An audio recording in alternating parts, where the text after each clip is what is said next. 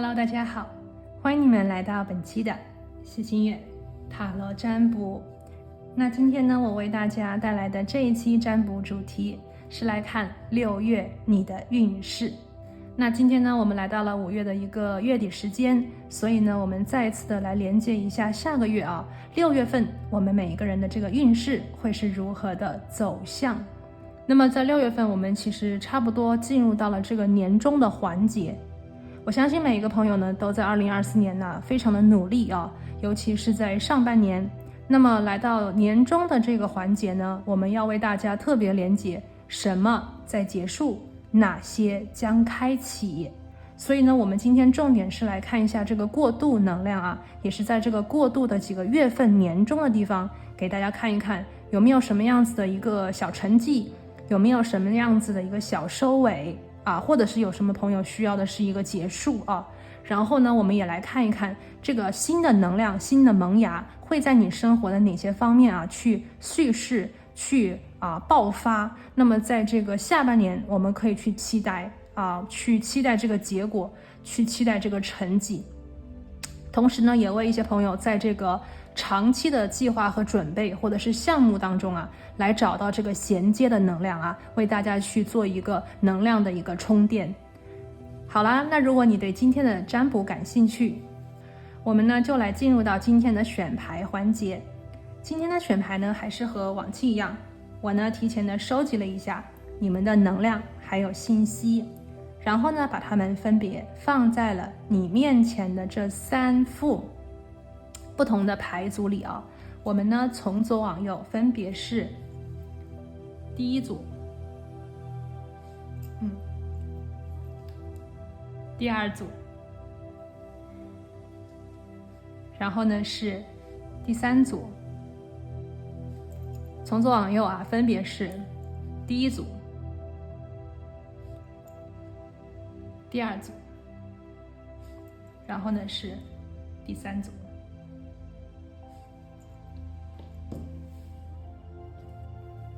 好，今天的第一副牌的朋友，我们来看一下你们的牌近距离的感觉一下，这个是你们的能量牌卡。第一副牌的朋友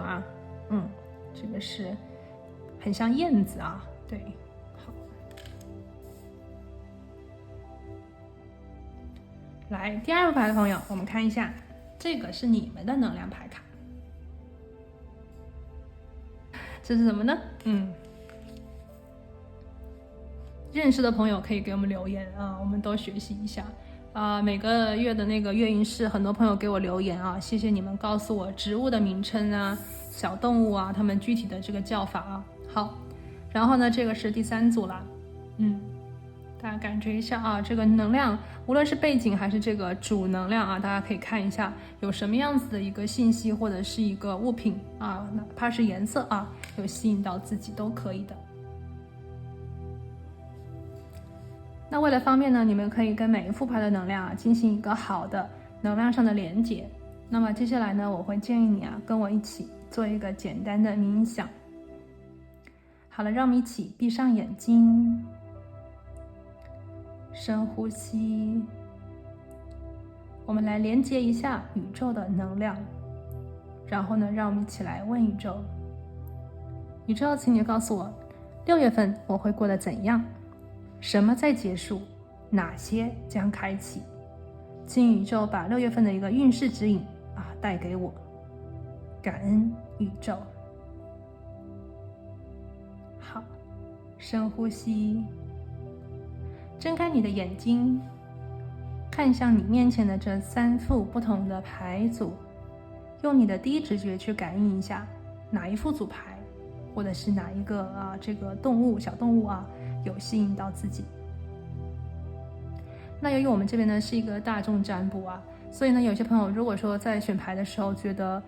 有2个牌卡2副牌的能量都同时吸引自己，那么我会建议你2组都听听看，因为呢有可能你的能量和信息确实是被分到了2副不同的牌组里。也就是说你点开2副牌的内容来听呢，你都可以找到跟自己有对应或者是有帮助的讯息。好，那如果你已经选择好了属于你的牌组，我们就要看一下一起来看一下6月份你的运势情况。那我们待会儿见喽。嗨，大家好，欢迎选得到第一副牌的朋友，你们选的是这个在飞的一个燕子啊。好，首先我们来听一下关于你6月的运势，宇宙想对你说的一句话。他说的是 You are free to fly， 宇宙告诉你，你是自由的，可以去飞翔。这个牌出来以后呢，我会觉得第一副牌的朋友，你6月份的运势是非常自由自在的感觉宇宙说你不仅仅是可以自由自在的，而且你还可以去飞翔。所以说第一副牌的朋友，我觉得在6月份的时候，这个能量很轻松比方说你想要去在6月份做点什么尝试或者是跟着自己的心意去做一些什么样子的决定我觉得宇宙都会蛮支持你的。又或者是说6月份你想轻松一下，给自己放一个小假，因为到年终嘛，可能有一点疲累，上半年也就是可能工作的很辛苦，学习的也很努力，对不对？那么宇宙说我会支持你宇宙说他会支持你，他会给你一阵东风借助这个广阔的天地给你可以去玩一玩，可以去看看风景，可以去做一做自己想做的事情，可以去结交自己喜欢的朋友，又或者是说有一些朋友想去做一些这种冒险有一点这种大胆的尝试做一些可能跟平常不太一样的决定我觉得宇宙都会在6月份的时候给予你支持和鼓励，并且推动你让你完成，让你能够实现这个心愿，好不好？对，这个是第一副牌的朋友天空就是你的极限。好，来，我们现在呢就一起来抽牌了我们来看一下第一组牌的朋友抽到了这个燕子自由飞翔的燕子。我们来看一下6月份你的运势是怎样的，能量的流动情况是如何的。我们首先把今天的运势牌卡抽出来我们一起来。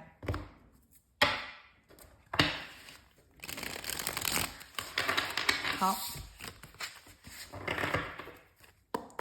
宇宙请你告诉我们，选择到第一副牌的朋友选择到这个燕子自由飞翔的能量的朋友，那么6月份你的运势是如何的一个情况？你6月份的一个运势能量会怎么样的去流动呢？第一张牌我们看到的是命运之轮首先呢就是变化，第一个能量就是变化。第一副牌的朋友6月份的时候有变化，这个变化呢是外界给你的变化，生命的轮子在6月份的时候将为你转动，那么你的生活不会再是像6月之前那种一成不变的，或者是你觉得太过于的保守的，或者是太过于固定的感觉。6月份生活我觉得你的一个整体的感觉就是有很多的变化，而且这个变化是外界能量推动着你，然后你也会跟着去内在的做一些调整，好不好？所以说有惊喜我觉得这个第一个能量就是有惊喜有变化来继续6月份你的运势我们让宇宙给我们一个指引。好，我们抽到了一个 Judgment 逆位的Judgment 一个逆位这张牌给我的能量是有别的声音，有外界的声音对你的决定，对你的行动，对你的行为有一些声音，但是你不会去听，因为宇宙说You are free to fly。 感觉有些朋友是不是在6月份的时候有一个什么比较我们在讲胆大妄为的一个举动或者是说你觉得想突破自己突破当前的一个局面。那么对于保守派，对于这个可能不是特别理解你的人他们可能就会有一些声音，也有可能是他们害怕你真的成功害怕你真的成功，害怕你真的飞走了，害怕你真的脱离了他们的这个掌控。 OK， 他们可能就会在这个地方给你施加一些压力Judgment 的逆位但是我觉得你不会太在乎第一副牌的朋友觉得你不会在乎，因为6月份你的能量是变化，从变化当中就会引发一些声音和评价，但是呢变化本身其实它的这个我们所谓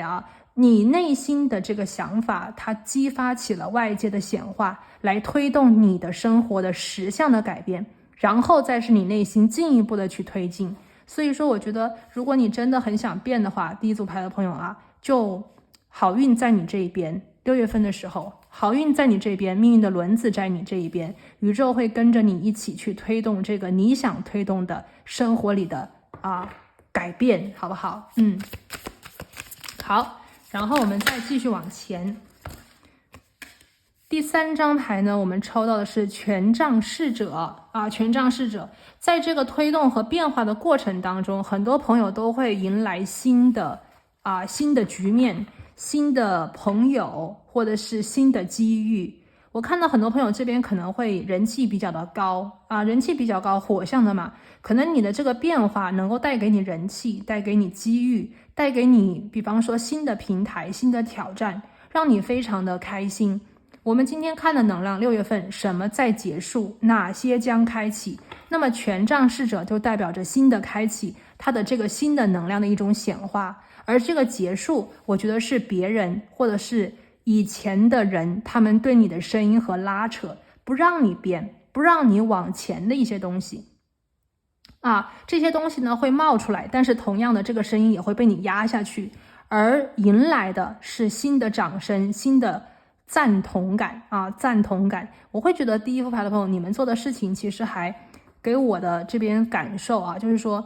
你们可以做成你们可以做成你们想去开启的这个东西是可以成功的。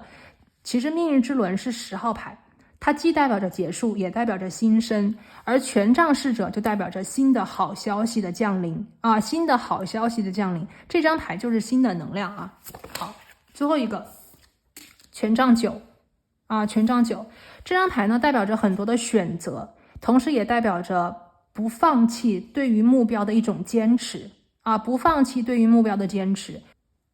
所以第一组牌的朋友其实我这边感觉到在6月份的时候呢我觉得一些保守的、固定的，以及可能不太希望你去完成这个改变的声音，会在6月份的时候最明显最明显。但是呢，这些声音也会在6月份你的具体行动的，我觉得是伴随的过程当中，而变得声音越来越小。所以这张 Judgment 给我的感觉是，有些东西其实所谓的这个评价或者是到底谁对谁错，到底是非曲直的东西，其实不用太过于的去在意。每个人都有可能被别人评价，对不对？我们也其实在说着别人的事情，但是呢，我觉得是心里只要你自己明白你做的这件事情它的意义在哪里，或者是你自己心里懂得为什么自己想要去做这个改变，或者是你为的是不是自己而是别人，为的是整个大局的话，那么你就不用去害怕不用去害怕这些外面的声音，不用去害怕别人的评价，你只需要跟着你自己的内心的一个方向去做决定，去行动，去勇敢的选择。那么在你的每一次行动和具体的这种改变的过程当中，你会发现其实你在不断的推进，你在不断的推进你的项目，你在不断的实现或者是接近于你的理想。也许有的时候你去交朋友，或者是你去跟别人交谈的时候，不一定每一个人都能够赞同你的观点，但是呢，只要你坚持，只要你继续的去向前推进，你一定会看到很多支持你的人，你一定会遇见很多觉得你的这个想法，觉得你的这个观点，觉得你的这个我们所谓的这个方向是对的，这样子的一群人。那么只要有这样子的一群人站在你的身旁左右就够了。我们不需要去让所有的人都喜欢自己，但是呢，我们也一定能遇到喜欢自己支持自己这样子的一群跟自己志同道合的人吧，可以这样讲所以我觉得整个第一副牌的朋友我觉得6月份是个行动篇，它不是一个很固定的感觉。6月份在你的生活里有很多的变化，有很多我觉得是支持你的声音，有很多可能会反对你的声音，但是这些声音相互的碰撞不会影响你的整个大的方向的一个进发。有些朋友呢，这些声音可能会在你的工作里面，有些朋友呢，这个声音可能是在你的学业方面，还有一些朋友呢，这个声音可能是在你的感情路线里面是在你的感情方面。所以呢，我们现在呢来看一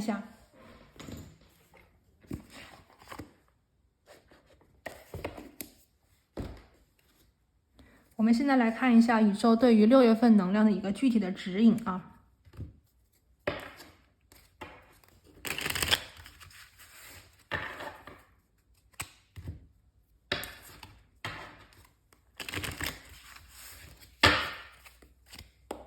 好，宇宙请你告诉我们，选择到第一组牌的朋友啊，6月份的运势究竟是怎样的呢？首先我抽到的是 December 啊，我可以感觉到就是第一副牌的朋友啊，2024年你的生活其实有比较多的变化，变化呢和你的行动和你的这个选择是息息相关的。12月份可能会有好消息，或者是说12月份你能看到整个你的这个局面的一个打开。因为我们看到了命运之轮，这个变化会不断的去推进你，那么12月份也代表着可能是你的这个变化稳定下来了啊，你的变化稳定下来了，这个所有的结束和开启在12月份的时候就定了，就稳了，接下来就是平顺的路啊，就是平顺的路，这个改变，这个轮子啊，就慢慢把你转到了那个你该有的、你该去的轨道之上。OK。好，第二个呢，我们看到的是森林啊，森林。那么6月份的时候呢，有些朋友，因为我这边看到了审判嘛，有些审判呢，也有可能是你自己内心给自己的审判，可能你会想很多，有的时候可能会觉得自己的决定非常的正确，相信自己的这个选择，但有的时候呢，可能你又会觉得不是很自信，或者是很害怕自己的这个决定会不会选错了，会不会让自己就是变得没有之前更好，或者是说别人会看你笑话。那宇宙在这里呢，提前告诉你啊，森林没有什么东西呢，在6月份的时候是固定的，有很多事情在6月份的时候，你可能还看的不是那么的清楚，你还可能想的不是那么的明白。那么这个时候，我们就需要跟着自己的内心。当我们看不到结果，没有办法用事实去论证或者是证明我们的观点的时候，那么我们的心就是我们的方向。我们要相信自己的判断，相信自己的选择。对于那个目标，我们现在眼睛看不见，但是我们的心要能够相信它，要能够在心里看到它，这样子我们就不会迷茫，我们就能够穿越森林，来到平原的地带。而这个时间，宇宙说是12月份啊。如果现在呢，就是第一组牌的朋友，这个能量对应的是你生活的一个部分，那么你就要相信自己一定能够穿越森林，来到我觉得是最稳定最平顺的那个平原。那么那个时间是12月份，而6月份是穿梭的月份，是飞行的月份，是探索的一个月份，好不好？好，我们来看一下第三个啊。第三个我们看到的是羽毛。宇宙说请你回到最基础的地方。6月份的时候呢，因为有变化，命运之轮来了啊，这个推动已经是不可能避免了，那么这个变化也是不可能去逃避了。所以说宇宙在告诉你，当你遇到了不是很明白不是很明确的地方的时候，那么你就回到最基础的地方，比方说最基础的生活里面工作里的东西学业里的东西，或者是你最想实现的那个目标是什么，你回到最基础，不要去想太过于长远的那些还没有确定的东西，没有确认好的，而是回到你眼前和手头最能够去做的一些小小的变化。比方说能不能把这个简历写好，能不能够把这个项目书给先把它看一遍，能不能够把这个新的学科先了解一下，或者是把当前的这个没有做完的事情把它先做完呢？回到最基础的地方你就像这个权杖9，也许我们要的东西很多第一组牌的朋友，也许你要的东西很多，你要推进的这个改变，它是一个很综合性的东西，是一个整体。但是呢，你可以把它分割，把它切小，一个一个的做，一个一个的来，一个一个的去击破。那么你也在这个我们所谓的一点一滴里面去推进着大的你命运的改观，好不好？你命运的改观。来，最后一个呢，我们抽到的是这个云朵你的问题呢不是永恒的。宇宙说如果当前第一副牌的朋友，你觉得有什么样子的问题，有什么样子的麻烦的话，宇宙告诉你这个问题这个麻烦它不是一个永久性的，这个麻烦或者是这个小小的问题它就像天空的云朵，是暂时的遮住了阳光，是暂时的让你看不到前方的方向，就像这个森林一样穿越这个森林，前方就是平顺，就是能看得清楚的一个很远的一个风景。但是当前呢，你的眼前有森林挡住了，有云朵挡住了，所以你才看不清楚。也有可能这里呢对应的是某一个人的心你看不懂这个人的心，你看不懂这个人究竟当前是敌还是友，你看不懂这个人究竟他是能帮你，还是说这个人会不会未来害你呢？那你现在看不清楚，但是没有关系，宇宙说你探索着前行，你摸索着往前走，把自己的事情做好，不愧于心，那么你往后就会看到越来越清楚的路，你就会看到越来越清楚的一个局面。而在12月份的时候，很多事情就会定下来了，就不再是悬着的了就不再是悬着的。那么6月份的时候是穿越森林，是穿越这个云朵，所以很多第一副牌的朋友你们要自由的飞，自由的去走，你们的心是你们的最好的一个指南针，也是这个方向盘。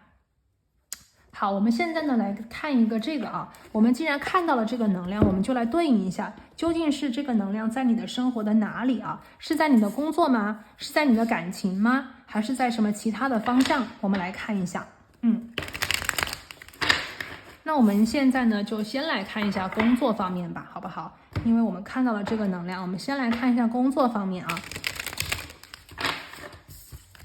看一下第一副牌的朋友，6月份你的运势对应在你的工作，感恩宇宙。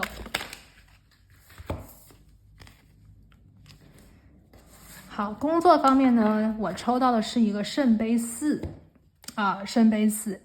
圣杯4呢出现在工作方面说明有些朋友可能对于工作前一段时间会不会觉得有一点点的就是说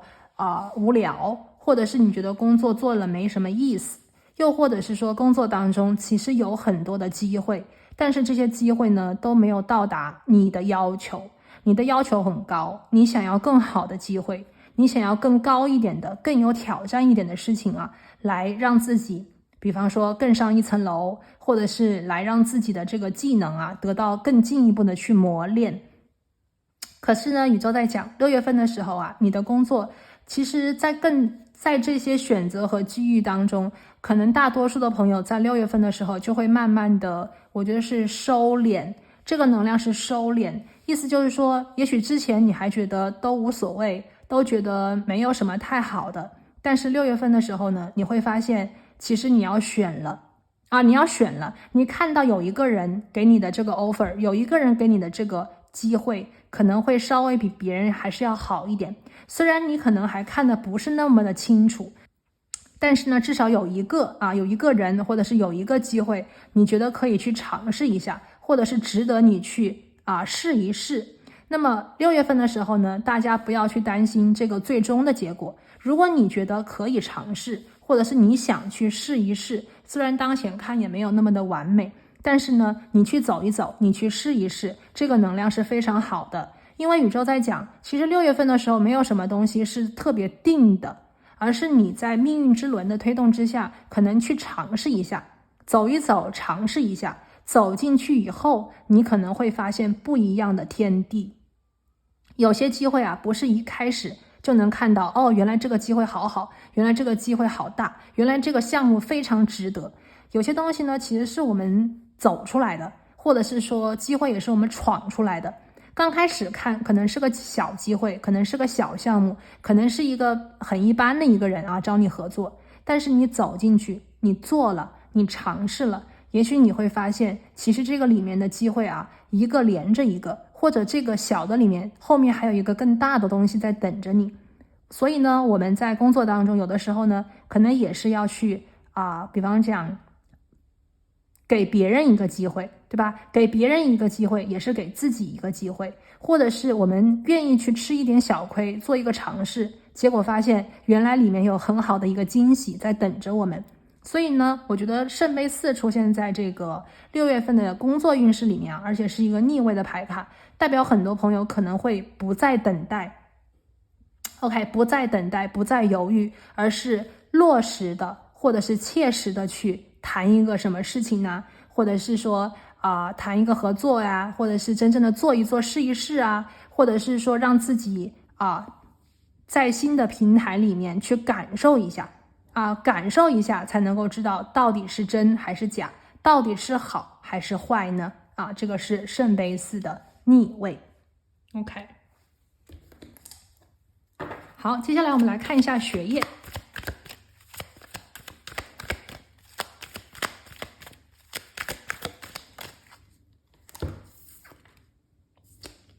学业方面呢，我们看到的是 Justice， 学业方面是 Justice， 11号牌学业方面呢，6月份的时候你需要做决定，可能有些东西，有些学科它的这个所谓的方向感，或者是说它的这个难度，或者是这个学科本身，它是有一定的挑战的。但是呢，6月份的时候，我看到你们不能去犹豫。有些朋友如果是想改专业，或者是在改专业这个之间徘徊的话，那么你一定要下定决心。可能离考试也快到了，或者是离这个时间节点也快到了，你没有更多的时间去想了，那么你需要去做决定。宇宙在讲，无论是什么样子的决定你就把它回到最基础的，想一想自己当初为什么选这门课，想一想当初自己为什么会来到这里，也许你就会立刻马上知道自己该怎么选，不能再犹豫，你需要很坚定的在某一条道路当中走下去，完成某一个结果。还有一些朋友呢，我看到在学业方面，如果是有一些什么样子的问题，无论是跟同学之间还是跟老师之间，那么6月份的时候你需要立刻马上把这个问题解决掉，无论是妥协还是说选择放弃，自己一个人去扛起来，你都需要立刻马上做决定。因为我看到在 Justice 的这个能量里面，有些事情徘徊和犹豫是对你最不利的徘徊和犹豫对你是最不利的。无论是选择哪一个道路，哪一个项目小组，还是自己来做的话，你都需要立刻马上定下心来。因为有些东西是需要你在一个方向里面花时间的，而犹豫不决，或者是说判断不了这个方向，在徘徊和犹豫会耽误你很多很多的精力。而宇宙在讲6月份的时候，你需要让自己的头脑无比的清晰。那么这个清晰的前提就是选择这个道路，选择一个方向定下来，然后走进去。你能发现无论是哪一条路你都能够走通宇宙说无论哪一条道路你都可以走通，但是前提是你得选一条路。好，接下来我们来看一下感情方面。感情方面呢，我们现在抽到的是一个圣杯1感情方面呢，我觉得主要是一个很自由的一个恋爱的感觉感情方面是这样子的，首先呢，单身的朋友6月份的时候呢，是有机会有桃花会出现在你的生活里的，而这个机会呢，它是属于那种比较一见钟情、比较心动的类型，可能不会太多的条件，或者是说世俗里的一些东西去看一些东西，而是更多的遇到了一个有眼缘的人有让你心动感觉的这样子的一个人，这个是单身的朋友那么如果是已经在感情的这个生活里的朋友的话，我会觉得感情里如果之前有矛盾，6月份的时候非常有机会跟这个人可以去化解矛盾跟你的情感对象化解矛盾，化解之前的一个误会，甚至有朋友们可以跟这个人去重新和好得到原谅。大家能够在6月份的时候打开自己的心结打开心结。有些事情可能还是没有办法立刻马上想清楚，但是呢，情感里的事情我们尽量的用心感受，而不是用我们的脑袋去做太多的正确或者是错误的衡量和判断。我们要用心去感受，究竟这个人有没有在乎自己，我们对于这个他有没有真的是喜欢。如果可以的话，就让我们去冰释前嫌，算了，原谅对方，要以这个爱的方向去继续的携手前行。好，最后呢，我们来看一下宇宙给出的补充信息，对于6月份你的运势具体的一个能量是什么样子的指引呢？我们看到是金币皇后，这张牌呢在告诉我6月份的时候第一副牌的朋友，你们的身体会非常的健康 OK， 你们会有很好的作息，你们会很会照顾自己的生活。6月份的时候呢，大家都活得非常的踏实啊，可能是跟大家的这个工作学业有关系啊，已经开始明确自己的心了，收心了，已经开始去做决定了。那么很多东西我觉得是整理好了啊，再具体的去做，具体的去行动，具体的去做一个整理和规划。所以我觉得总体来看，你们的生活是过得井井有条的，身体呢也是比较健康的啊，比较注重营养。那金币皇后呢，第二个能量呢，我也能够感觉到啊，我觉得当前第一副牌的朋友，整体你们的生活啊，都是朝着一个很稳定的前方在前进着。虽然说我们看到6月份你的能量里有改变，但是这个改变其实是让你更加的稳定，这个改变其实是让你过得更加的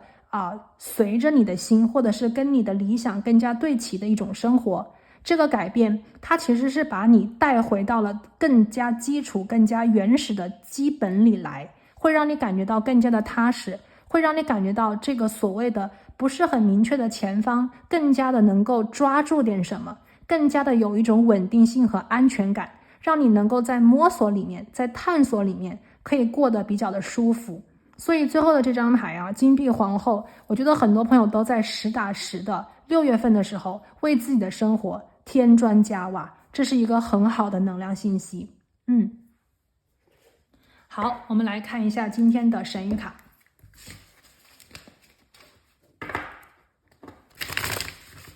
我们来看一下宇宙有什么样子的信息啊，来给我们的第一副牌的朋友。感恩宇宙。6月份你的运势是怎样的？什么在结束？哪些将开启？请宇宙给我们指引，感恩。第一张牌我们抽到的是河流，宇宙说6月份的时候你将接到一种很平静很平和的能量啊。那么也就是说，第一组牌的朋友，这个命运之轮带给你的改变，其实反而让你的心变得更加的，我觉得是湿润吧。意思就是说，你的心会变得更加的有感情，更加的有感性，有更多的情绪啊，好的情绪，好的心情加入到每一天的生活，每一天的日常里来。而且呢，在这张牌里面还有一股力量叫做镇定。也就是说，有些朋友如果说之前你在工作啊，或者是学业里面觉得很累，觉得有很多的事情很动荡，觉得有不好的一些评论老是在让你的心觉得很难受的话，那么6月份开始啊，整个6月份宇宙都告诉你啊，其实你会通过你的生活里的一些改变来让自己变得更加的平静，你也会觉得生活开始变得更加的平顺啊，更加的平顺，更加的稳定。你也能够在这种很平顺的生活里面，我觉得是打开自己的心，更加的快乐。可能因为有些朋友在这个地方有一些感情的好消息啊，也会让你觉得更快乐一些，也会让你觉得生活更加的有希望一些，让你更加的能够去很接地的去解决一些问题，也能够让自己的思想能够变得平和还有平静。那么生活里的一些小小的问题，小小的解答，你也能够在你的智慧里面，我觉得是得到很好的一种解决啊。这个是第一张牌 Soothe， 就是很平和很平顺的感觉啊，这是一张很好的治愈能量。好，我们的第二张呢，我抽到的是这个小蜜蜂啊。小蜜蜂呢，它讲的是什么东西可以拿出来跟别人分享。这张牌其实是一个很好的分享牌，但是分享的能量本身代表着第一副牌的朋友，你们有，只有你有，你才能分享，对不对？所以第一副牌的朋友啊，其实你们本身的能量是很多的，很富足的。你们要相信自己是拥有的人，所以你们越发的感恩，越发的去慷慨，越发的愿意去跟别人做分享和互换的话，或者是给予别人，那么你就会发现你更加的快乐，你也会觉得生活更加的甜蜜。很多朋友啊，其实在第一副牌的朋友，我都觉得如果生活里有烦恼的话，很多烦恼来自于你的想法，你怎么想。你要是想自己好像哎呀不行不行，没有不够，你就会越来越苦，你就会越来越难受。但是如果你想的是没关系，你看这个只是一个短暂的问题，或者是说这只是目前眼前的一个森林我看不见，但是我前方一定是什么什么。只要你心里的这个方向越积极，越发的去愿意去为你的梦想去行动的话，你的生活就会越过越甜，你的生活就会越过得越富足，你就会有越来越多的爱去跟别人分享，去拿出来跟别人互换，那么你得到的也会越多。所以当前的宇宙在告诉你，6月份啊，第一个，请大家努力的去生活，努力的去工作，努力的去学习，不要停下自己的脚步，让自己忙起来。第二个，就是在生活的每一天里面，去愿意拿出一点爱，跟别人做一个分享，愿意关心别人一点点，愿意去关心自己多一点点，愿意去把生活想得更加积极，更加甜蜜一点点。那么在你的积极心态里面，生活就会变得越来越甜蜜，越来越好。所以呢，这里啊，就是第一副牌的朋友，今天呢为大家所连接啊，这个6月份你的一个运势情况。希望所有的朋友呢都能够6月份找到自己的快乐，找到自己的甜蜜。那我今天呢就讲到这边啊，我们下期再见，拜拜。Hello， 大家好，欢迎选择到第二副牌组的朋友，你们呢选择是这2个鹅。那我们来看一下今天呢宇宙对于你6月份有什么样子的话啊，想要对你说呢？我们这边讲的是 Seek the Light。寻找光亮寻找光亮。这个能量呢，当前啊，第二副牌的朋友，他给我非常强的一种迷失感。那么因为迷失，所以要找到这个方向。那么方向是哪一个方向？是光亮的方向。所以第二组牌的朋友啊，无论你当前生活在什么样子的局面里啊，如果你觉得你有一点迷失方向的话，那么6月份宇宙将帮你一起找到这个方向。而且这个方向啊，是光亮的方向，是能够照亮你前方的这个方向，是能够使你的前途一片光明的方向。我觉得这个第二组牌的朋友啊，我就觉得这个能量里面有很强的一种方向感当然了，这边因为是夜晚嘛这个鹅啊，它是扑向这个光亮的地方，所以我也觉得在这个能量里面，就是仿佛有一股力量在6月份的时候也会牵引着你，或者是牵动着你，我觉得是走上一个更加光明的，或者是更加正确的，或者是更加顺利的一个方向里去，好不好？这个是第二副牌的朋友，我们从主牌里所读取到的一些能量和信息。那么接下来呢，我们就来一起来看一下6月份你的运势情况。我们来一起抽牌。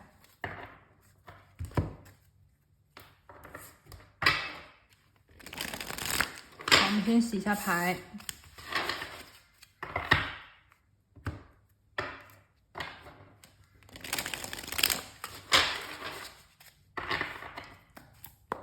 好，宇宙老师，你告诉我们选择到第二副牌的朋友，那6月份运势究竟会如何？是怎样呢？请宇宙给我们指引，感恩宇宙。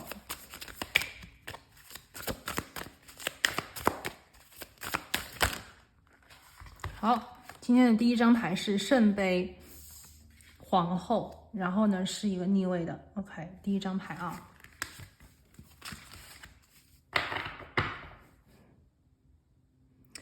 这张牌给我的能量感觉是不是有情感上的问题好，我们继续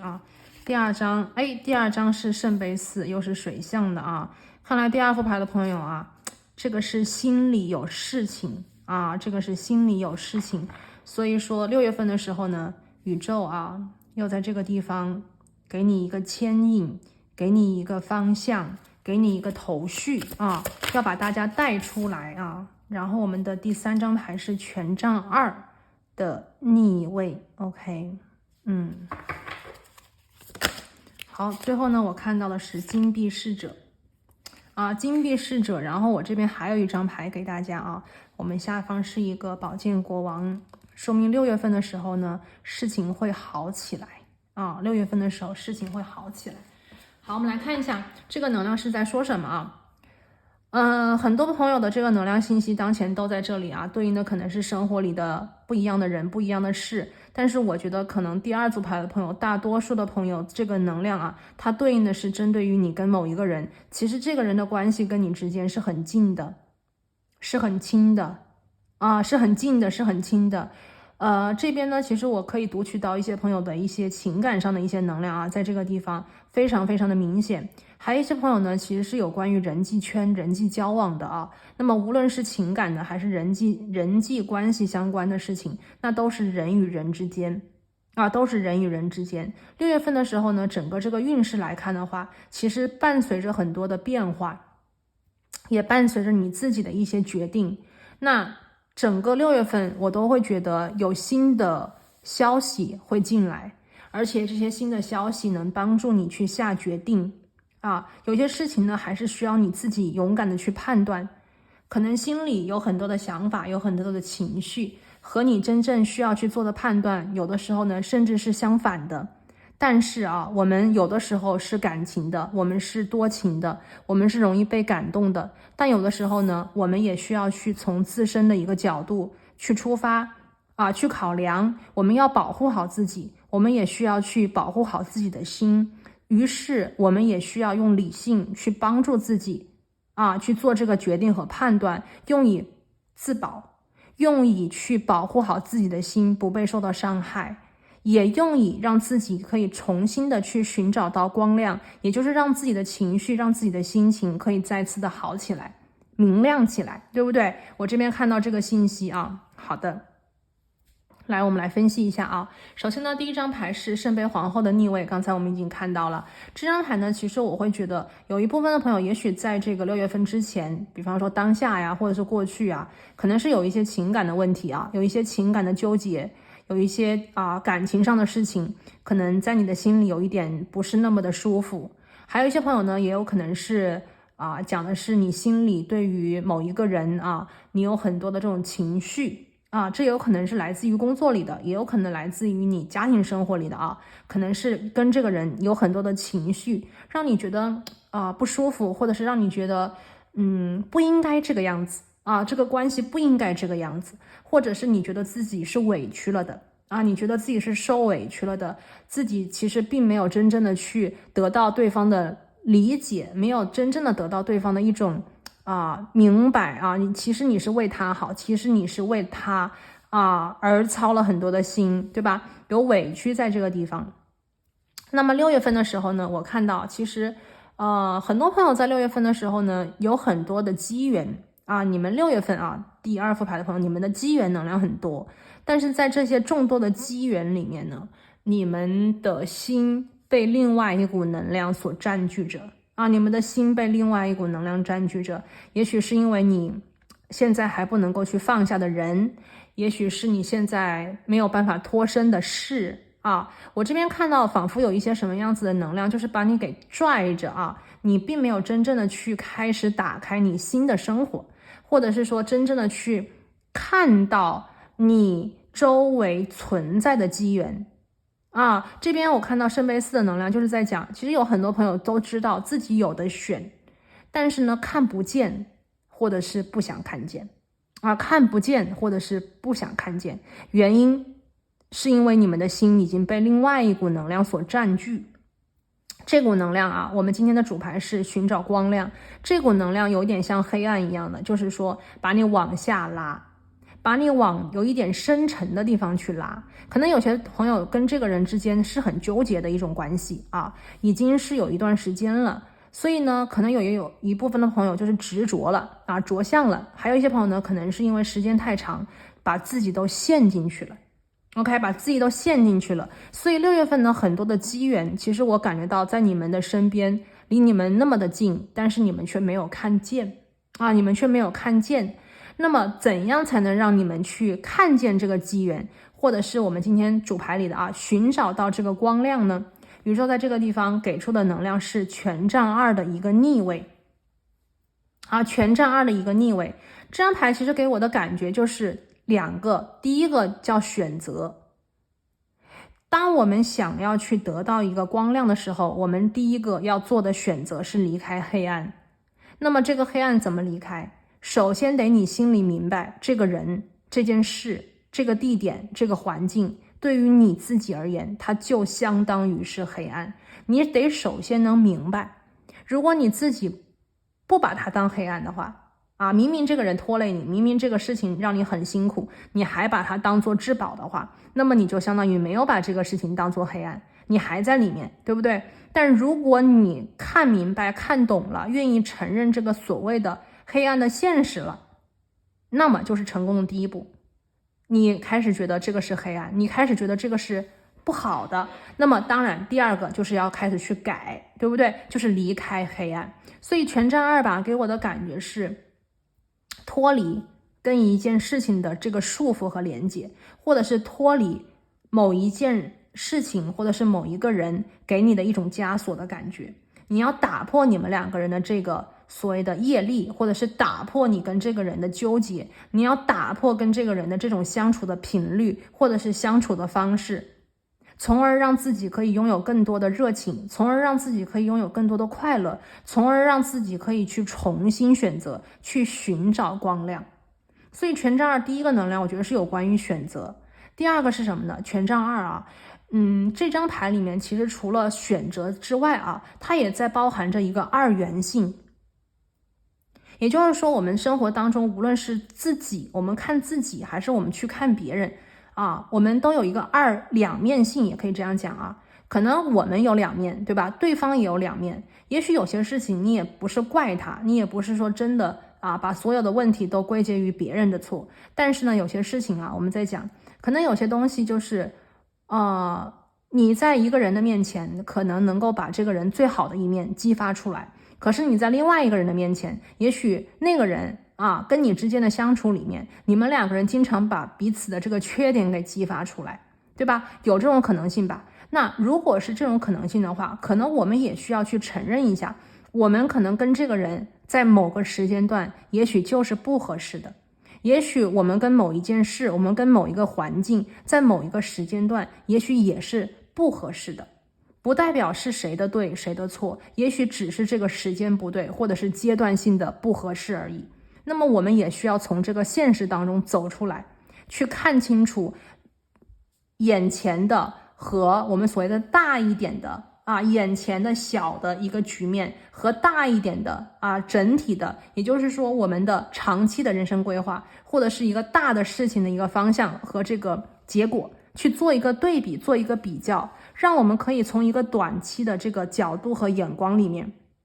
去走出来，去看得更大，去看得更远，从而可以接收到新的讯息。我们看最后的这张牌是金币侍者，是能够看到新的一个角度，看到一个新的一个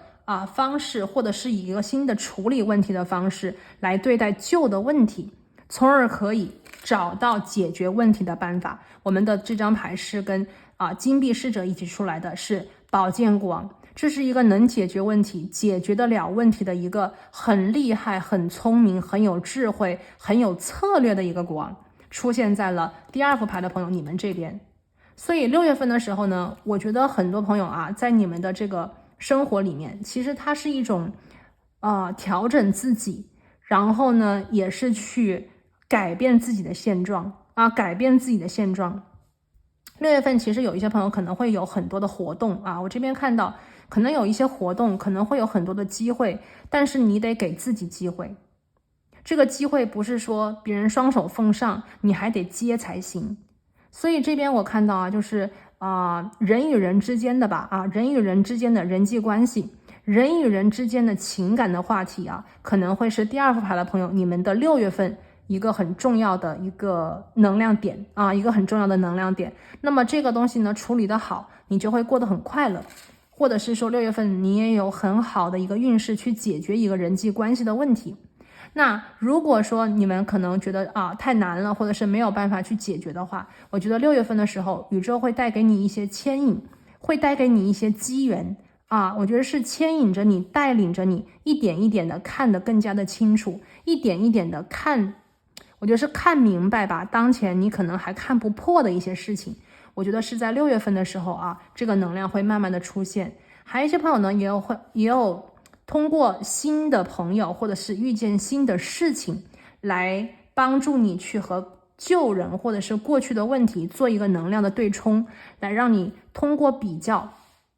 看清楚真相通过一个对比让你明白这个人、这件事、这个环境究竟是否是真的值得你继续的。好，那我们看到这里呢，我们来看一下关于这个6月份宇宙的提点信息啊，我们来听一下。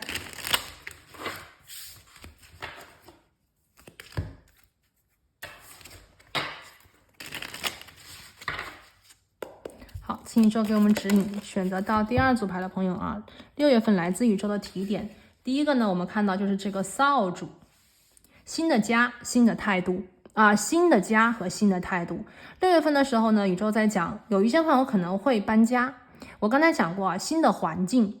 可能在这个地方，我刚才连接到，就是有一些朋友，你们的环境啊，可能是不利于你的，或者是说你的一个环境啊，这个环境可能会让你比较的累，或者是这个环境比较容易把你带到一个比较黑暗的、比较消极的一个状态里去，那么你就需要去改变自己的环境。这个环境既有是物理上的，我们所谓的生活环境、工作环境，那个地点也有可能是在讲的人际圈的这样子的一个环境，因为人与人之间的磁场本身就是一个环境。好的人，你跟好的人、积极的人在一起，这个环境对于你来讲是有利的。那么你跟消极的，或者是你跟那些心思很重的人在一起，那么这个环境可能就是不利于你的，你就会很累，你就会被拖着往下，就是黑暗的。那么你也需要去打扫，你看这个扫把打扫环境，打扫你自己给自己设立的一个环境，也包括你自己处事待物的一个心态啊。6月份的时候是做这样子的一件事情，好不好？好。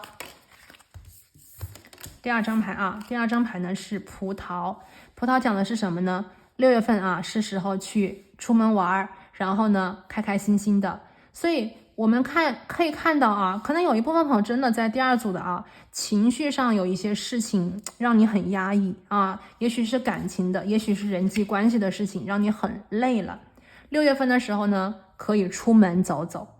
出门走走，出门看看。6月份的时候，北半球可能还没有那么的热啊，那么南半球呢，天气是很好的，可以走出去看一看，可以走出去啊，瞧一瞧。因为我是看到有很多的机缘在你们的身边跟左右，你们如果选择视而不见，那么就很可惜。但是如果你们去勇敢的去交朋友，或者是听听别人怎么说，看看外界现在都在关注着什么，也许能够快速的去帮助大家走出阴霾，或者是快速的帮助你去连接新的机缘和人脉，从而呢为你的未来我觉得是开启一些东西。今天我们的能量呢，也有去看什么在结束，哪些将开启。第2副牌的朋友，这个正在为你而结束的能量，我觉得是糟糕的心情，是不好的环境。OK， 我觉得是这个能量在慢慢的结束，而新的环境、新的心态新的一个朋友圈，也许都在慢慢的为你去打开着。所以请第2副牌的朋友呢，保持积极，坚持勇敢的往前走，好不好？OK， 第三个呢，我们看到在汪汪叫的这个狗狗。那么6月份的时候呢，第2组牌的朋友，你们还会接到好朋友的建议，你们身边是有好朋友的，你们身边是有人关心你的，你们身边是有人真的，我觉得是很想去跟你好好的去连接，他们的心意我觉得是很足够的，但是你们得给他机会你们要给他机会。那么这边呢也有好朋友可能会带给你非常棒的一个建议，或者是你的好朋友能帮你分析出你不快乐、你痛苦的原因，那个人究竟怎么回事。也许听听从第3个人的角度的意见或者是看法，能够帮助大家走出来，能够帮助你去看清楚、看明白。好，最后的一个信息。最后呢，我们看到是这个蜘蛛网它讲的是无论大家怎么样去想宇宙在讲，你会得到很好的保护。也就是说，可能在第2副牌的朋友，你们当前的能量里是真的有一些不好的能量吧，这个能量可能就是我们用黑暗去代替啊，用黑暗这个能量，也许是情感里的有黑暗的能量，也有可能是人际关系里啊有黑暗的信息。但是无论怎样，宇宙在讲，其实你一直都得到了非常好的保护。无论你怎么样去想，无论你怎么样去抱怨，但事实上第二副牌的朋友有一股力量，有一股无形的力量一直在保护着你，说明可能第二副牌的朋友你们是好人啊，你们是好人，尽管也许不小心啊遇到了坏人，或者是走到了一个很糟糕的环境里，但是尽管如此，你们仍旧被宇宙保护着，你们不会受到就是实质性的一些伤害，只是说这些环境里的人啊事啊会影响大家的心情。所以6月份的时候，有些东西呢正在为你而结束，新的环境呢也在就是慢慢的为你去改变着啊。那么很多朋友也会在6月份的时候，我觉得你们自己也会主动的去调整和离开，这样子的话，好运啊将会更加快速的。因为我这边看到宝剑国王嘛，我觉得6月份有一些事情会得到很好的解决，你们自己呢也有可能在6月份的时候下定决心啊，有的时候我们也需要自救的，我们也需要主动离开的，那么这样子就能够帮助你们去离开不好的，而更加快速的去靠近啊好的能量，对不对？我们这里是一个蜘蛛网。好，那我们看到这里呢，接下来我们就来具体的对应一下了。首先呢，我们来给大家检测一下工作里的事情啊，看一下6月份你工作里的运势究竟是怎么样的啊。好，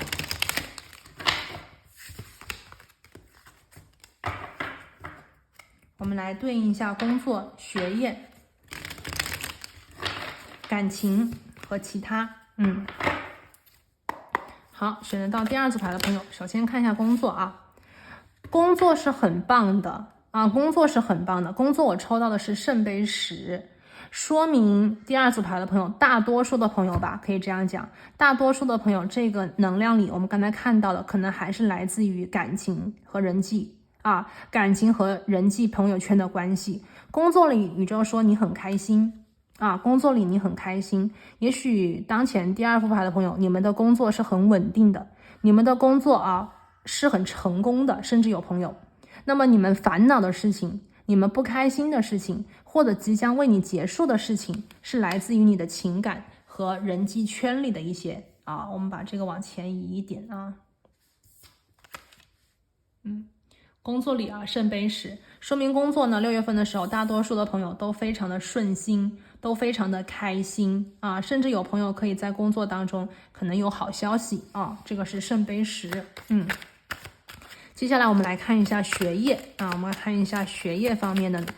能量啊，这边是怎么回事呢？请宇宙给我们指引。学业呢，我们抽到的是风元素2，看来有一部分的朋友呢对学业上的事情可能是有一点焦虑的啊。我们这里是风元素2，说明学业当中可能有一些比方说课程是不是比较难呢？或者是说学业当中快考试了呀，有一点担心呢？又或者是说学业当中也许有一个选择，有2个不同的方向和道路在大家的这个生活当中稍微有一点点的不是那么的容易去做决定，因为风元素2讲的是2条路可能都还可以，或者是都不是那么的满意，你有一点犹豫，有一点徘徊。那么如果是想换专业，或者是转学校，或者是有2条路你不确定应该选哪一个的话，6月份的时候呢，大家可以去通过这个，因为我这边看到这个扫帚嘛，我觉得有些朋友其实如果你真的有这样子的一个情况的话，你就可以去改变一下你的态度也许有些事情呢就是态度的问题，如果你积极一点，勇敢一点，也许这个选择就很容易了。但如果你想的很多，考虑的非常非常的细的话，可能这个决定下起来也不容易。再来呢，就是如果大家真的很需要建议的话，那么从朋友那里可以得到好的建议。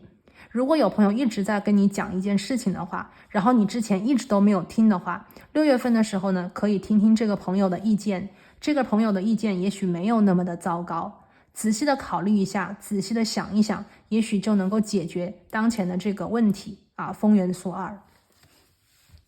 好，然后呢，我们来看感情，6月份的情感啊，我们来看一下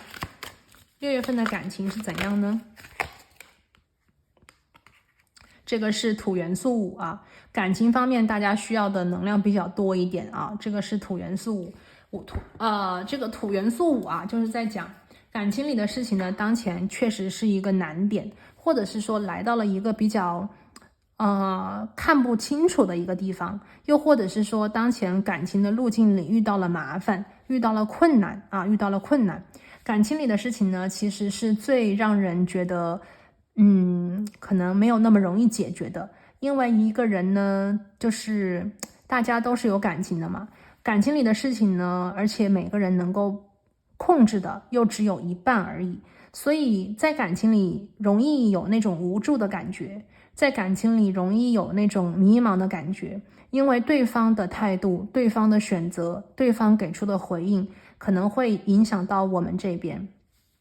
6月份的时候，感情的路径啊，我们这里有一个土元素5，说明有一些朋友呢，真的非常需要帮助啊，非常需要帮助。我觉得在感情的这方面啊，第2副牌的朋友，如果6月份你需要帮助的话，不要一个人硬扛，有些伤，有些话，有些这个情绪，不要一个人硬扛，可以跟好朋友分享，可以跟家人分享。如果实在是没有办法得到一种排遣的话，也可以通过出去玩啊，就是出去跟其他的朋友一起出去玩一玩，把这个时间呢快乐的度过掉，不要让自己沉在这种快乐的想法里，或者不要让自己去过多的去想，越想可能就是越是陷在里面啊。因为这个金币5的能量确实是让人觉得这是一段有一点难走的日子啊，这是一段有一点难走的日子。但是呢，没有关系啊，宇宙已经告诉了你，无论是多么不好的能量在你的身边和周围，你都被很好的保护着。宇宙希望你不要担忧太多啊，不要担忧太多。那么6月份的时候呢，只要你保持积极啊，我觉得这个不好的能量会快速的离开掉你的，因为我们这边已经有了扫把，扫把就是用来清扫的，所以有很多朋友可能在6月份的时候呢，会离开某人。或者是说在态度方面可能想清楚，不要让自己再那么的纠结，与其去在黑暗当中沉沦，不如让我们一起勇敢的去寻找光亮。只有光亮的生活才能够真正的完成这个自救。感情里的事情啊，可能有的时候我们很想得到，但是呢却没有办法在当下得到，但是呢我们能够在当下去寻找的是怎么样让自己好起来，怎么样让自己快乐起来，怎么样子让自己可以重新的回到那个无忧无虑的像孩子一样的那个天真无邪里面来。我们有的时候呢，虽然已经长大，但是在我们的内心深处都是一个孩子，都是一个渴望被爱、渴望被理解的一个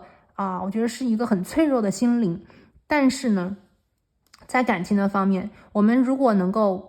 放下一些执着，多一些的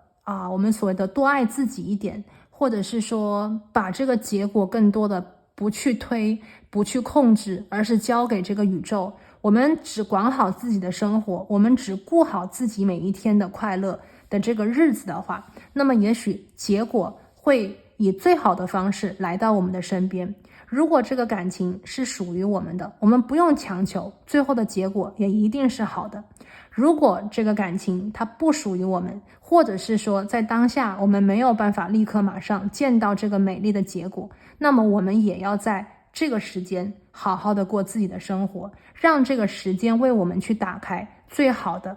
这个我们所谓的一种打开方式吧。好，我们来看最后的一张牌最后的一张牌呢，我们来看6月份宇宙有什么话还有什么补充的讯息要带给选择第2组牌的朋友呢？宇宙说圣杯5还是给了一个感情牌。这张牌讲的是往前看，不是我们所谓的生活里只有伤痛或者是只有这种悲伤只有不如意宇宙说请你往前看，很多事情都是柳暗花明又一村，很多事情呢都是看起来好像没有希望，但是呢，希望其实永远都在。我们要选择看待事情的角度，我们要选择怎么样去度自己度自己。圣杯5的能量其实非常有这种桥的感觉，我们就在河边走我们就在河边走，我们可以淅淅沥沥去伤感，去哭泣，我们也可以渡过那个水边的那座桥，让我们可以站在一个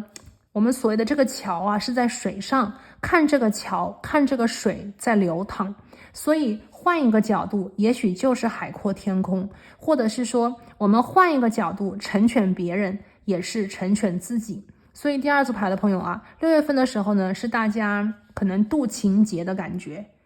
渡这个情节，我们要把这个情感的事情整理好，我们要有新的角度，我们要有新的态度，我们要能够学会在这个能量里面去自处，我们也要学会在这个能量里怎么样去寻找自己的光亮，寻找属于自己的快乐。这份快乐是跟他无关的快乐，这份光明是跟对方没有关系的一种光明，是我们心里的光明，是我们内在的力量。我们要能够战胜感情里的使我们难过的，或者是让我们悲伤的一些事。我们有好的朋友给我们建议，我们有新的圈子可以让我们去进入，而且还有来自宇宙的一个神奇的力量，保护所有第2副牌的朋友远离这个不好能量的干扰所以说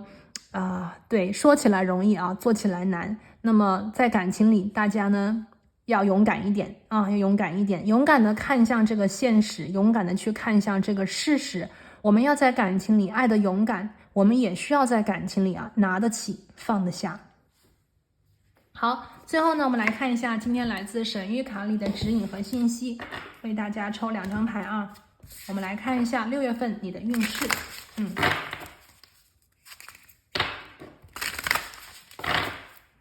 好，请宇宙给我们指引，感恩。OK， 第1张牌第1张牌我们抽到是这个猫头鹰猫头鹰说倾听我听的是什么？这张牌是典型的我们在生活当中有很多很多的声音，我们会听到朋友的声音，我们会听到新闻里的新闻，我们会刷到朋友圈里的一些讯息。那么我们选择听什么？我们选择听什么其实是来自于我们内心的滤镜。我们的内心的滤镜是积极的，是消极的，我们所屏蔽出来的信息就是美好的。我们的内心是消极的，是悲伤的，那么我们看所有的风景可能都是可以去流泪的。那么宇宙在6月份给第2副牌的朋友这个能量是有智慧的猫头鹰，借给大家猫头鹰的智慧，也是借给大家猫头鹰的慧眼，还有猫头鹰一个很聪慧的耳朵。我们要能够倾听积极的消息或者是说能够使我们快乐积极的人，他们说的话影响我们的内心，让我们也跟他们一样变成积极乐观做一个有智慧的人，而不是听那些谗言，对不对？我们要能够选择性的去倾听，同时我们自己就是跟别人交流的时候也要做一个有智慧的倾听者，不是一味的自己在那说，而是我们也要去听别人在说什么，对不对？所以我们今天的第1个是倾听，请大家6月份的时候做一个好的听众，那么我相信你也会收获非常好的听众在你的身边跟左右，一群有智慧的人围绕着你。好，我们来看第2张牌。今天牌很快第2张牌呢，我们抽到的是这个野牛野牛是说怎么样去真正的做自己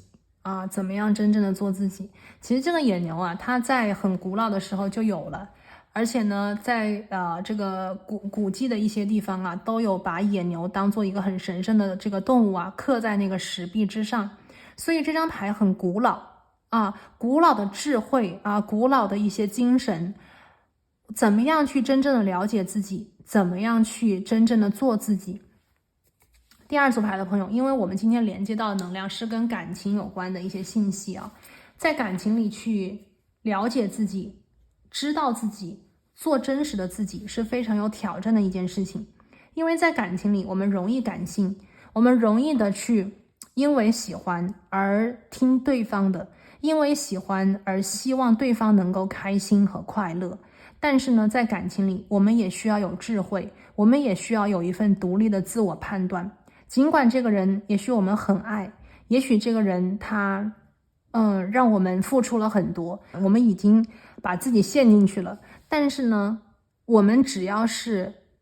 当下立刻决定让自己清醒，那么我们是可以清醒的。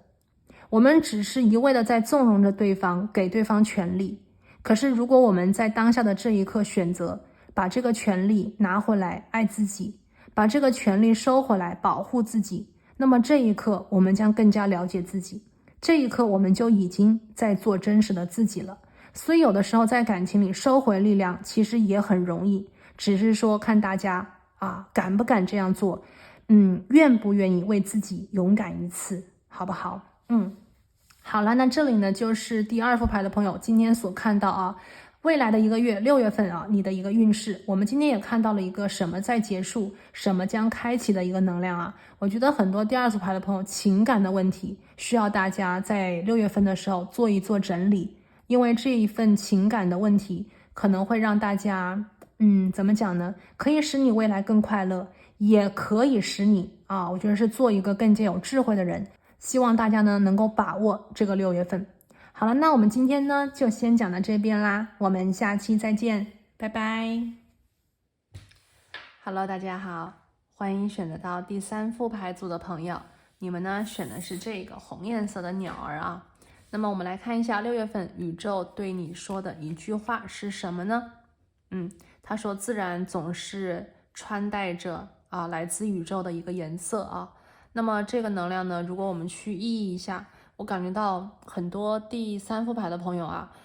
宇宙在对你讲，其实大自然就是宇宙最高神级的一种表达。那么万物皆自然，自然也是最好的。如果你心情好的时候看一下大自然，你会看到大自然里的鸟儿花儿都在为你一起唱歌。当你心情不好的时候，你也看一下大自然，你可能会发现自然里有你需要的答案，或者是你需要的启示。那么你的心情也有可能通过大自然的这个循环和往复变得平静，可以去找到你需要的那种镇静。 OK， 所以说感觉到第3组牌的朋友大自然仿佛在用它的方式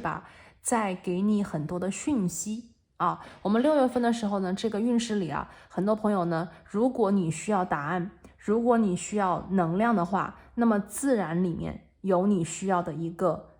能量。 OK， 你的答案在大自然里面，好不好？ OK， 我们把这个能量先放一边。今天呢，让我们一起来抽牌来连接一下宇宙的能量，来为第3副牌的朋友连接6月份你的运势究竟是怎样的呢？我们来看一下6月份你运势当中能量的流动会朝向哪边。好，我们来看一下。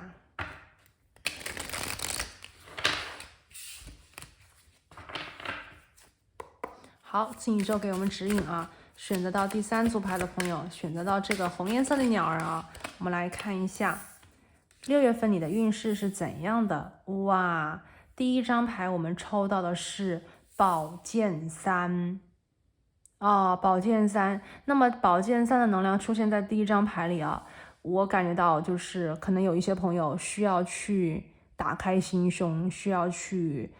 学会看破放下，需要去能够去治愈自己的心这个是宝剑3的能量，会让人觉得一下子哇窒息一下就是3把剑插在心里，心在流血。所以这个能量出来以后呢，可能对于有一部分朋友来讲，就是你当前或者是过去是不是经历了什么样子让你很痛苦的事情，或者是说有什么样子的语言伤到了你，伤到了你的心，伤到了你的自尊心又或者是说当前生活里是不是有一点难过，有一点难熬呢？那么我们今天的第一张牌是宝剑3我们继续来看。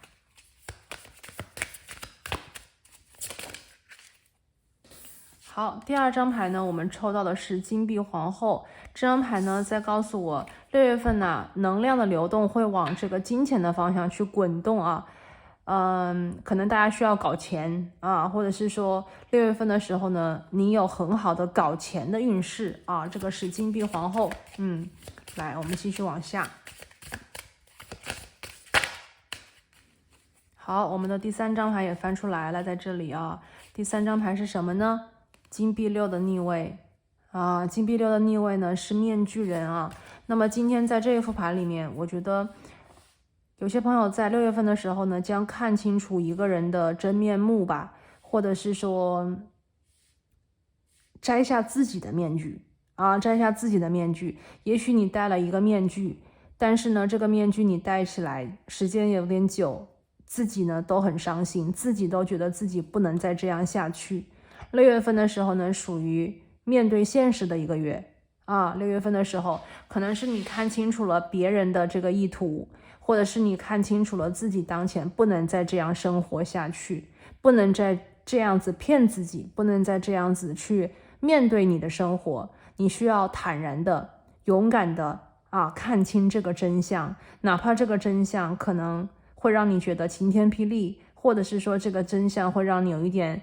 伤心，让你有一点失望，让你有一点心痛。但是呢，一旦你我们所谓的勇敢吧，那么你将坐上这个金币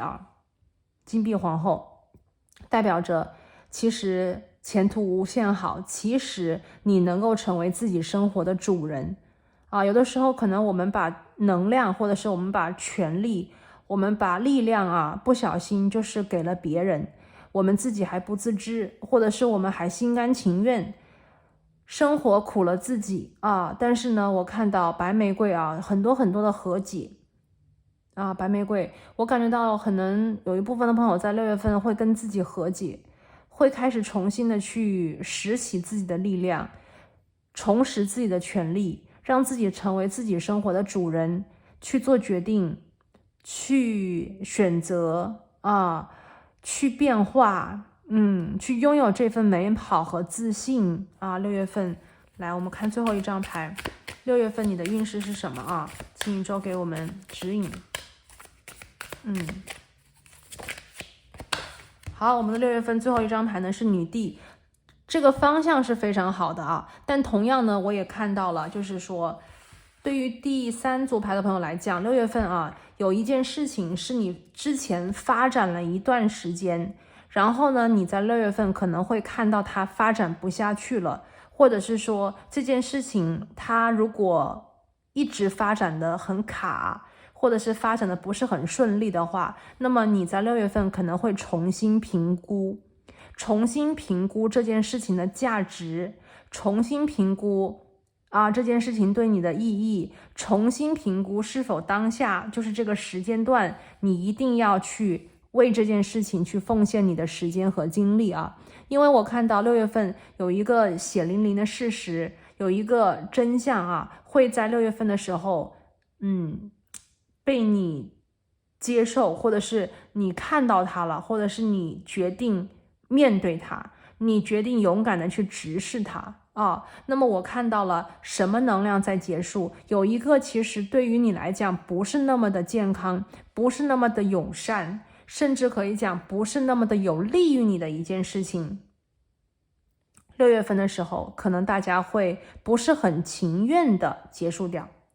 不是很情愿的结束掉，不是很情愿的，但是知道这样做是对的，这样子的方式去结束掉，而从而你将开启的是一条与自己和解的路，或者是与对方和解的路，是一条让你自己可以自信勇敢活得很踏实的一条路。我觉得这个方向在为你开启着今天我看到这个能量，所以说我们看到金币6的这个逆位这个面具我觉得拿下来反而更加的轻松，这个面具戴上去可能更加的累，也许你不得不去戴这样子的面具去面对这些你不喜欢的人，又或者是说你戴着这些面具让你觉得是不对的，或者是你意识到不可能永远这个样子下去，与其去走我们所谓的把这个难过的路一直这样磕磕碰碰的走，不如给自己一个痛快，把这个面具摘下来不再去骗自己，不再去所谓的怎么讲呢，就是委屈自己的心意，给自己轻松，给自己一种快乐，给自己更多的一种，我觉得是原谅，然后是重新的去选择一个更好的方向。宇宙在告诉你自然里面有宇宙真正的一个精神所在那么自然是什么？自然不是永远都是往上，也不是永远往下，自然是一个循环，自然就是循环。所以很多朋友在6月份的时候可能会就是有一种旧的不去新的不来的感觉，你会放过自己，放过这份执念，或者是放掉这份执念，开始更多的去跟自然连接，去相信有上就有下，有进就有出，有好就有坏。无论自己在这个生活当中的当下是充当什么样子的角色 ，OK， 你可以去成为生活的主人，你可以去重新改写你目前生活的状态。宝剑3有一件事情可能大家也回避了很久，或者是说一直在规避这个能量，但是6月份的时候我觉得是勇敢面对自己的心，也勇敢去看对方的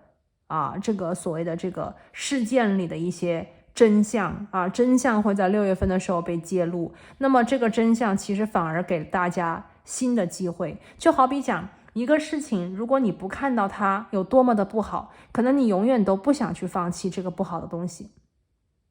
只有当你看到这个东西真的不好不合适，你才会可能更加勇敢的去丢弃它，然后去寻找更加适合自己的道路或者是方向，对不对？所以我觉得很多朋友在6月份其实反而过得很自在，放过自己放过别人，反而过得很自在，反而过得很勇敢，反而过得很稳定。 OK， 好，那我们今天这个塔罗牌的能量分析到这里，接下来我们来看一下来自6月份的讯息，我们来听一下宇宙怎么说我们来看一下关于6月份宇宙的提点是什么呢？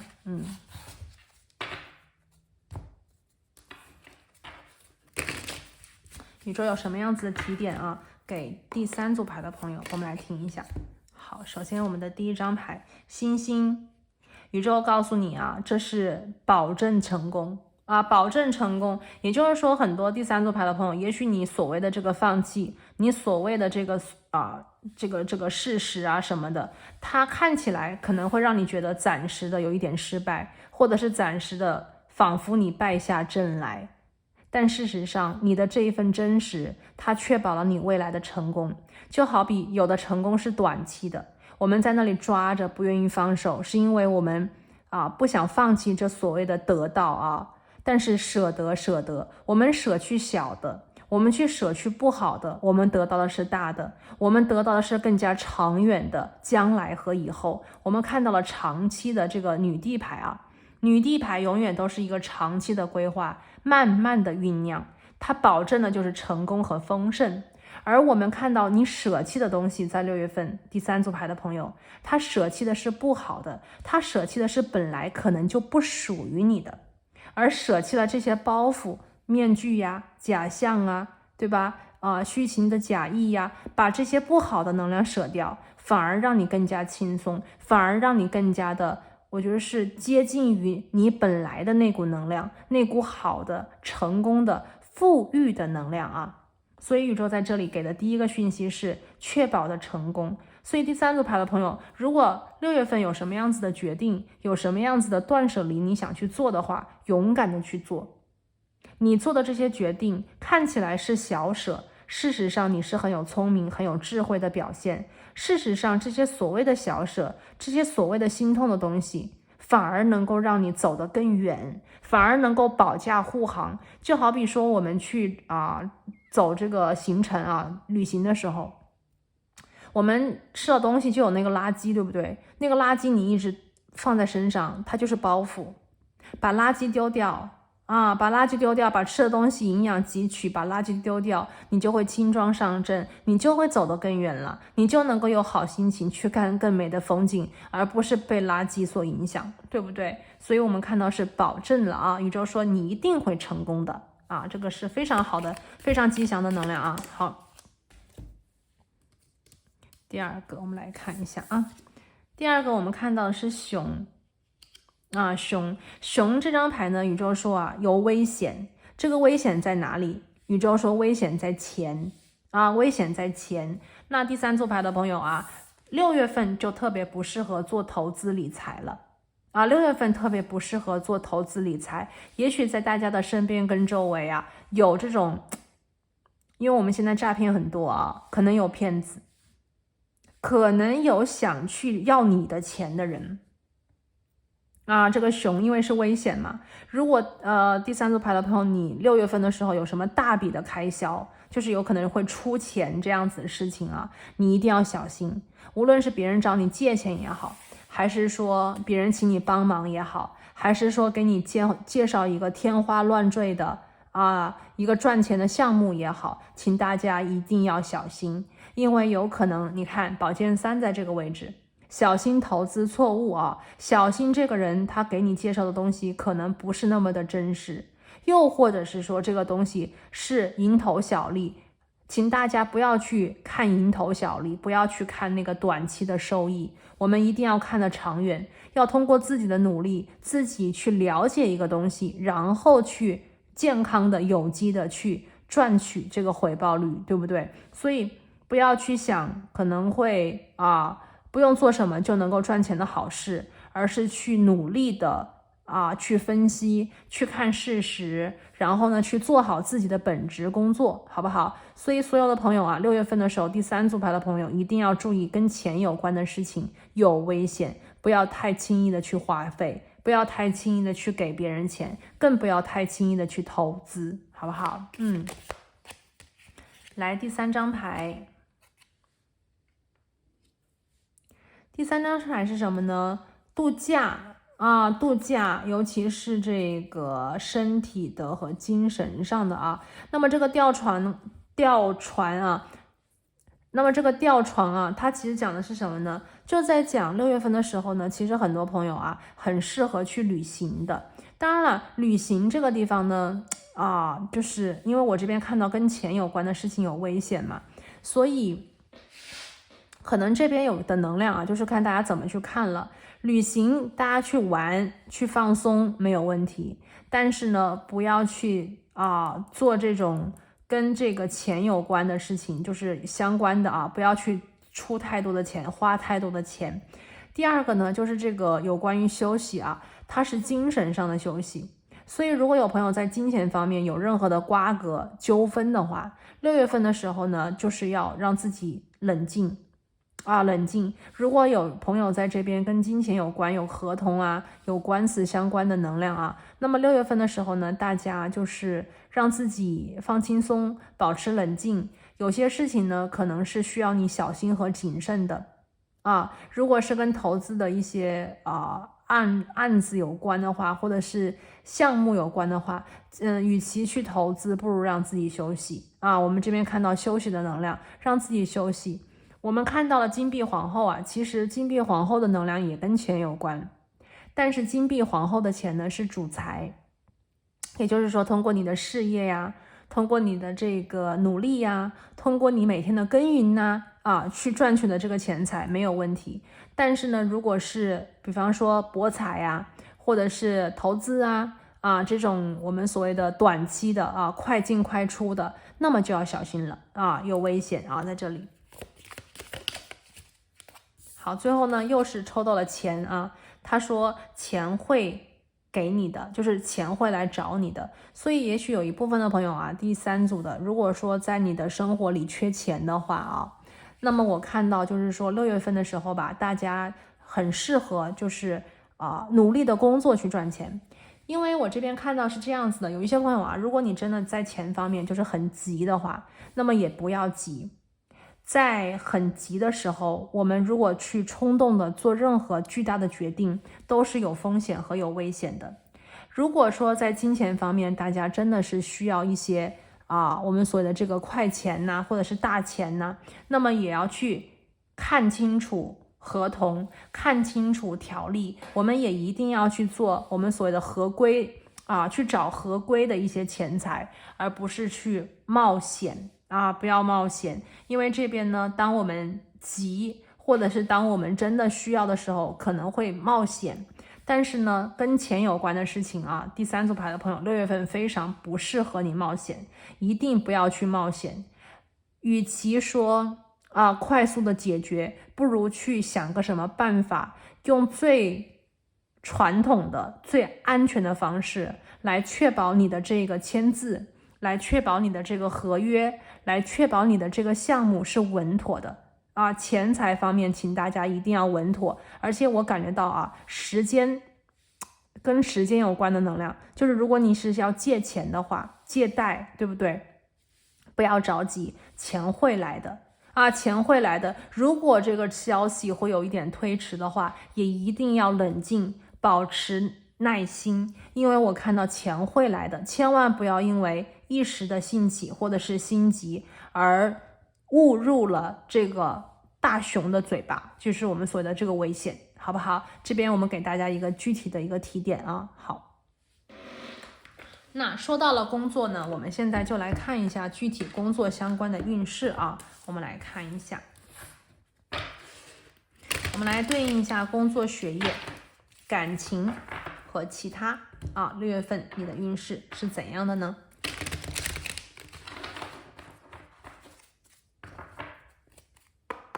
好，请宇宙给我们指引选得到第3组牌的朋友，6月份你的工作运势。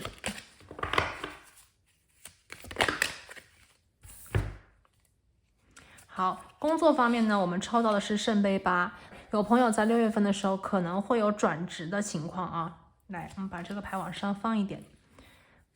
转职、离职、换工作换部门、换团队。在工作方面呢，有一些朋友可能会有一点怎么讲呢？如果说工作方面你觉得不满意，或者是你觉得不开心，因为我们这边有一个宝剑3有一个宝剑3，宇宙说其实你是有能力的，你是有才华的，也许只是短暂的时间遇到的这个环境或者是遇到的平台不是特别的使你开心，或者是你觉得不是那么的合适，但是呢，也不要因为这个原因而做出一些很冲动的决定。在工作方面呢，其实很多朋友我觉得你们可以试着去往上换。我们有一句话是这样讲的如果说当你这个工作不合适的时候，或者是不满意的时候，也许你会说往下也就是说找一个更轻松的，能够让自己心情好的。但是呢，我看到来自宇宙的能量是说往上或者是往远，要么呢就是去晋升更加有挑战的工作和岗位，要么呢就是去想或者是安排长远的一个规划，让自己的这个职业发展更加的有规划性，更加的有目的性去往前走。因为来自宇宙的能量是在讲很多第3组牌的朋友，你们是有经验的，你们有经验，或者是你们有热情，你们有过去所谓的这个美好。那工作方面呢，如果是说你想去改变或者是换赛道的话，又或者是说改变环境的话，宇宙在这个地方其实是支持你的是支持你的。但是呢，大家要记住需要一定的时间，需要一定的精力。就算是换工作，可能我们也需要时间为基础，或者是为资本，来让自己找到一个合适的更好的下一站。所以在这里我看到宇宙的能量是一个帆船嘛，也就是说很多朋友第3组的也许在工作上面是有一定的就是这个调度或者是工作上面会有一定的这个改变的能量会在6月份的时候会出来。如果你心里也已经想着要去改变，那么在这里呢，不妨给自己一些时间，给自己一点点的机会，也就是说不要让自己一次性的或者是给自己那么高的要求，立刻马上就能怎样，而是给自己一些机会，给自己犯错的机会，给自己时间去做一个调整。宇宙在讲你是一定能成功的啊，你那么的努力，你那么的优秀，宇宙说你一定会成功的。但是呢，你需要时间，你需要时间，你需要机遇，你需要给自己一个休假期，钱是会来的。如果有朋友呢，在6月份的时候想去换工作，与其立刻马上去换，不如给自己一个休息的时候。也就是说，在你去做重要决定之前，可以先让自己的脑子放个假。不一定真的出去玩，当然也可以给自己一个这个出去玩的机会但是也可以是简单的、轻松的，什么都不想，放空那么1-2天，再来做决定，可能会给大家带来更好的一个结果，好不好？这个是圣杯8，水元素8。好，学业方面我们来看一下。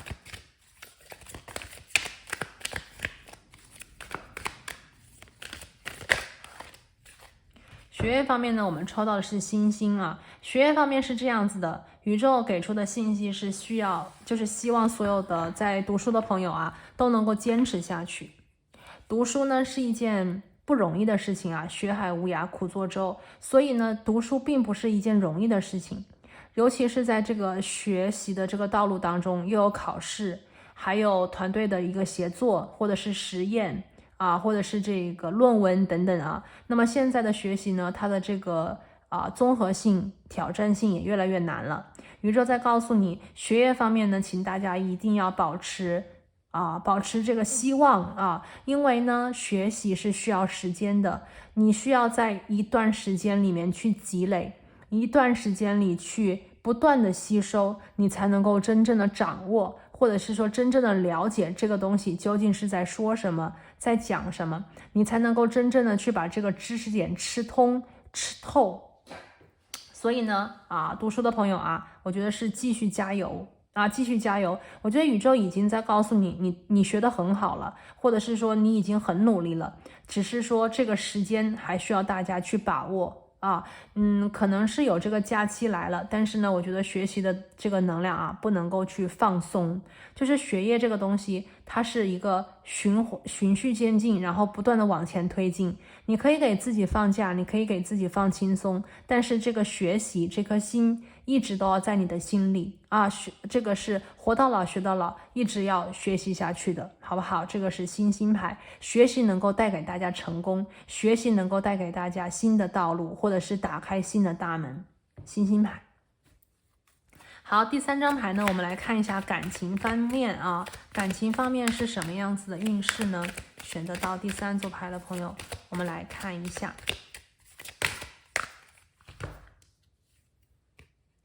感情方面呢，我们这边抽到的牌是世界牌，这张牌代表着有些事情还没有结束感情方面，我觉得有些朋友如果是这样子的就是说如果是在一个感情的阶段里，或者是说你本身就在这个感情的阶段里，那么宝剑3嘛，可能有些事情就是需要你去解决吧，可以这样讲。就是感情里的事情，它不是说说来就来，说走就走，有些事情就算纠结也需要去善始和善终。世界牌在告诉我，有些事情它的最终章还没有到来，有些事情可能还需要大家去重新回头看一下细节，或者是可能曾经被你忽略的事情。6月份的时候呢，其实是会有一些真相我觉得是会出现在你们的这个能量里面。那么这个真相也许是你当前忽略的，当前不知道的，有可能是误会，有可能是错怪，也有可能是真的有什么问题。那么世界牌的逆位呢，就是在讲不要去太快的、太轻易的下任何的决定，也不要太快的、太轻易的就说结束或者是再见，而是要把一些事情，我觉得是真正的弄清楚、弄明白。包括这个金币6的逆位有些事情需要去弄清楚、弄明白，要做让自己不后悔的决定，好不好？这个是世界牌单身的朋友其实我会觉得6月份的时候，在你的情感方面不要放弃吧，可以这样讲。世界牌的逆位，不要放弃。我觉得你们离新的感情章节应该是很近了，但是我觉得还会有一点时间，或者是有一点酝酿的感觉，可能是因为钱，可能是因为你自己的事业啊，还需要你去在6月份的时候抓一抓。有些事情呢，可能就是在你不经意之间，比方说休假呀，或者是当你去让自己轻松下来之后啊，也许你会发现这个桃花或者是新的感情，它已经在路上了，而你要做的就是放轻松，去迎接它，去拥抱它就可以了，好不好？这个是单身的朋友。那我们最后呢，来看一下宇宙给出的一个补充讯息，关于6月份你的运势情况，宇宙还有什么样子的能量做一个补充呢？最后呢，宇宙来到的是战车牌，战车牌的逆位是这样子的。首先吧，宇宙希望第3组牌的朋友6月份的时候注意交通安全我们在出行的时候呢，要注意交通安全。然后呢，就是有些事情不能急于求成。宇宙虽然讲了是保证你会成功，但是成功呢，它是一个时间，它是一段时间的努力和能量的蓄积到达的一个终点。那么战车牌呢，说明很多朋友在你现在的生活里还需要去控制，还需要去把握，还需要去更多的一种调和，还有达到一种平衡的阶段，才会让你更加的成功，才会让你更加的接近成功。所以呢，战车牌的逆位，我会觉得在第3组牌的朋友就是生活里面你还需要去进一步的调整。今天的主牌也是这样讲自然里面一直都会穿着这个宇宙真正的一个能量，或者是宇宙真正的一个意义那么我们在生活当中，也许有些事情我们做的太多了，我们做的太过了，那么我们就需要学习自然去放一点点，放手。如果有些事情呢，我们太松弛了，太没有上心了，那么我们又需要紧一点点，多关心一点点，多注意一点点。无论是松还是紧，就像战车一样，无论是白马还是黑马，我们需要把生活抓在自己的手里去做一个调整，让生活呢变成我们喜欢的样子。好，最后呢，我们来看一下今天的神谕卡，来看一下宇宙当下给你的提点或者是建议。感恩宇宙。